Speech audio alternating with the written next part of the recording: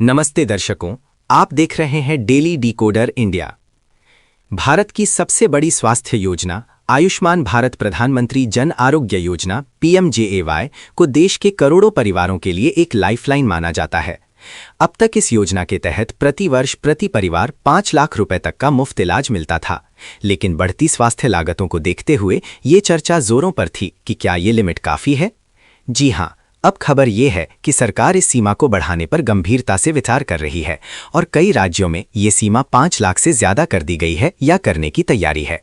सवाल, अब 5 लाख नहीं तो कितना मिलेगा मुफ्त इलाज?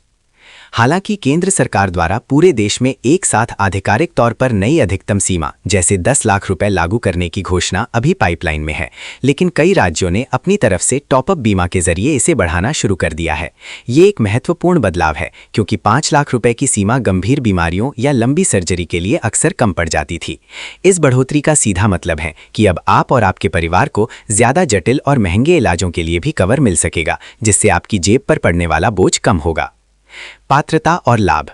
ये योजना मुख्य रूप से ग्रामीण और शहरी क्षेत्रों के आर्थिक रूप से कमजोर परिवारों के लिए है, जिनकी पात्रता 2011 के socio economic caste census SECC data पर आधारित है। अगर आप पात्र हैं तो आपको अस्पताल में भर्ती होने, सर्जरी, डे केयर उपचार, दवाइयों और निदान सहित 1393 से ज्यादा मेडिकल पैकेज का लाभ मिलेगा। सबसे बड़ी बात यह है कि इसके लिए आपको कोई प्रीमियम नहीं देना होता।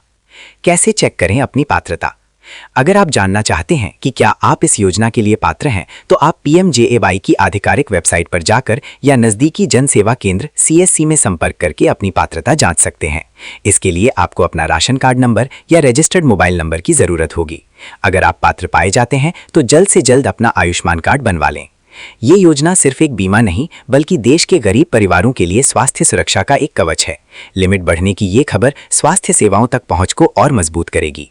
ऐसी ही महत्वपूर्ण जानकारियों के लिए जुड़े रहें डेली डिकोडर के साथ। धन्यवाद।